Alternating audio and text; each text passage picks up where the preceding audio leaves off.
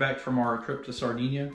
Yeah, it was amazing. I work with Moorings and Sunsail, and the Sardinia base is run by Sail Italia, our partner in Italy, and they did a great job. Yep. Yeah, yeah, they're great. So we just put this together, hoping to help, as people kind of plan for their trip. We were all excited because we love Sardinia very much and have for quite a while, but sailing it is there's just not that much info, compared to some destinations like BVI. Right. I mean, YouTube pretty blank as far as, information, spots. What to expect and Exactly.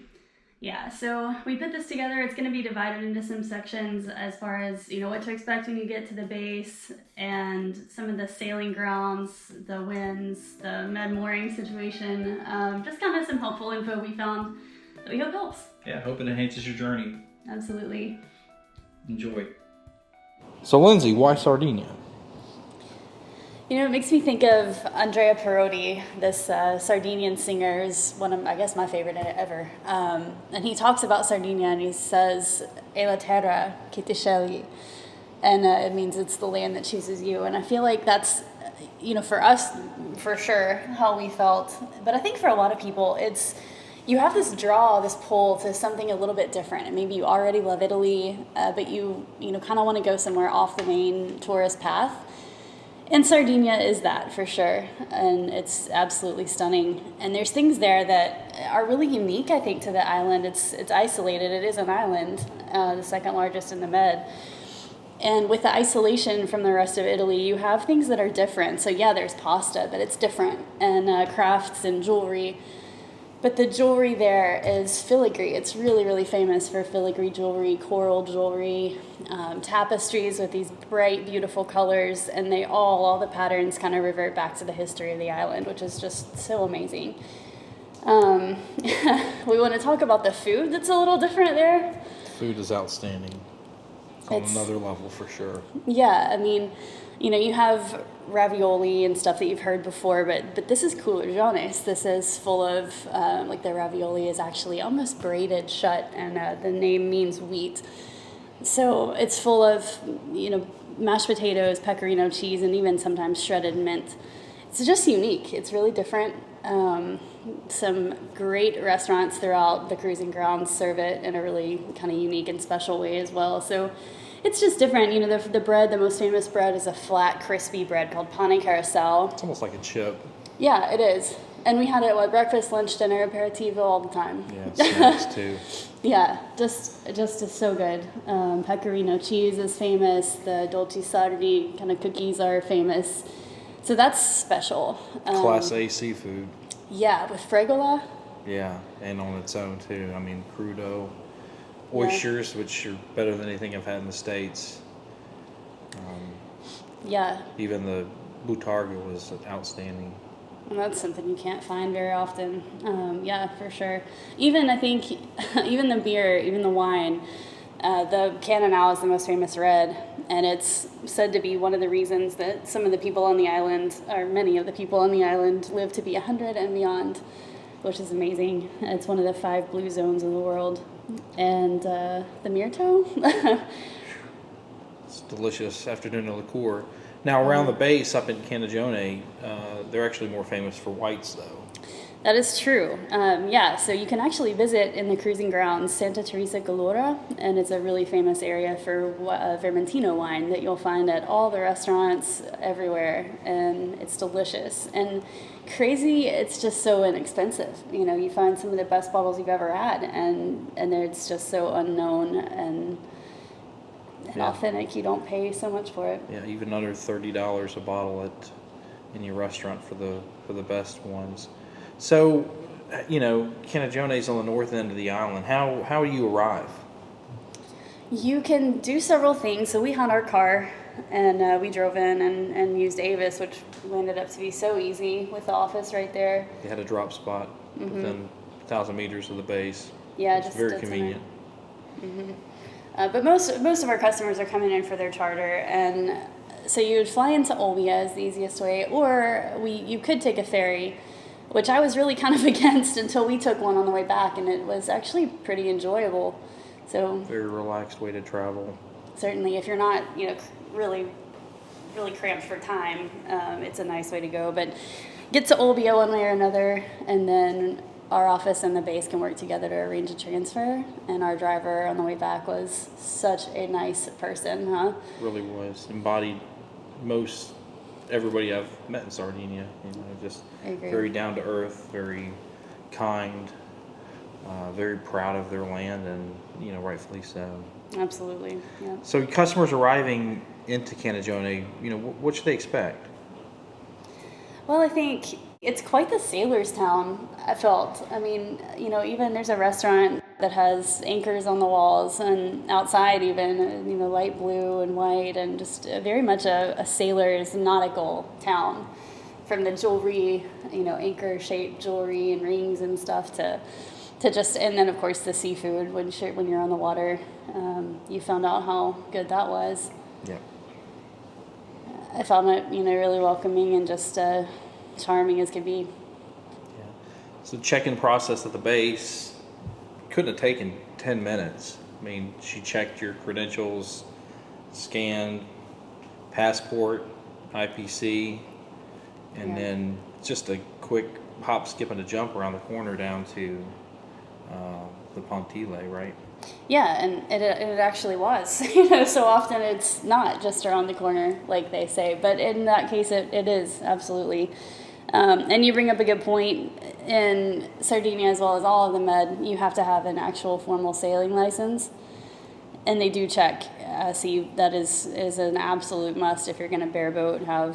You can check our website to see what's approved. U.S. sailing, RYA, ASA.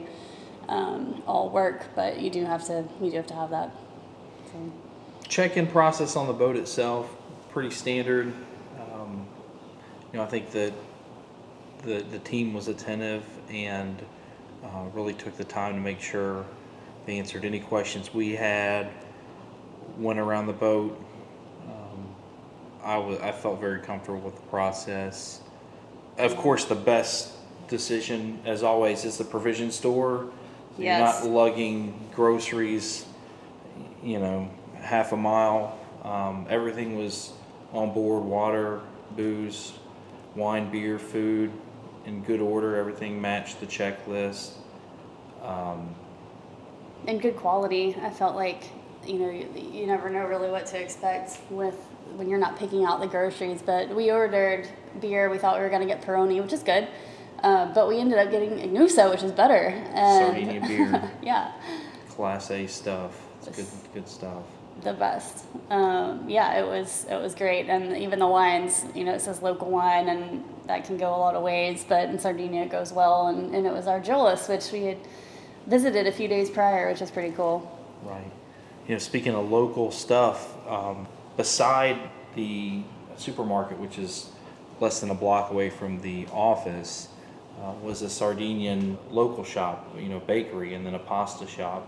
We found some good finds in there to just kind of fill out the week from a food perspective. Yeah, the pastries filled with like almond paste. Oh my gosh.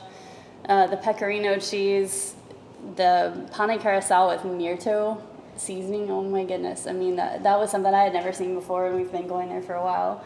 They had a cheese made from donkey's milk, and even they said this is rare. You're not going to find this anywhere, which was cool. But that place, the quality was amazing. The people were so nice. Remembered us when we came back a few days later and gave us a little gift when we left. And they too just embodied the culture, just how kind and hospitable and friendly everyone is. Yeah, and we had brought some myrto from some of the wineries ahead of time, but they sell myrto, which is a good after-dinner digestive treat that's native to Sardinia.